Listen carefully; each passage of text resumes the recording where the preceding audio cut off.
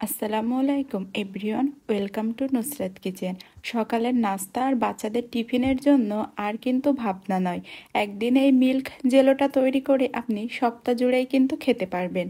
2 cup নিয়ে নিচ্ছি আমি এখানে তরল দুধ, আর দিয়ে দিচ্ছি স্বাদ মতো চিনি। আর এই জেলো তৈরি করতে আপনার আগার আগার পাউডারও লাগবে না জেলোটিন।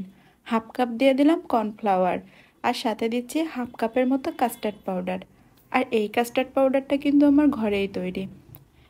সব কিছুকে ব্যালেন্স করার জন্য স্বাদ মতো লবণ দিয়ে দিলাম। আর এ পর্যায়ে চুলার জাল কিন্তু অফ আছে।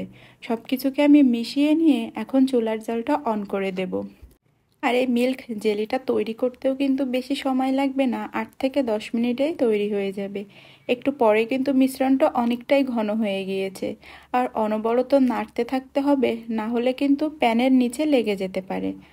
8 থেকে 10 মিনিটে অনেকটা আঠালো হয়ে এসেছে। যখন এমন ঘনত্ব একটু বেশি আঠালো হয়ে আসবে, তখন এটা আমি নামিয়ে ঠান্ডা করে নর্মাল ফ্রিজে আধা ঘন্টার মতো রেখে দেব। এতে মিল্ক জেলোটা কিন্তু অনেক সুন্দরভাবে সেট হয়ে যাবে। দেখে হয়তো বুঝতে পারছেন আমার জেলোটা কতটা সুন্দর হয়েছে। আর এই জেলোটা একদিন তৈরি করে নর্মাল ফ্রিজে আপনি রেখে দিবেন, 7 দিনের মতো ভালো থাকবে। বাচ্চাদের টিফিন আর সকালের নাস্তা নিয়ে কিন্তু আর কোনো ঝামেলাই হবে না। রুটি পরোটার সাথে এই জেলো থাকলে আপনার আর এক্সট্রা করে অন্য কিছু তৈরি করা লাগবে না।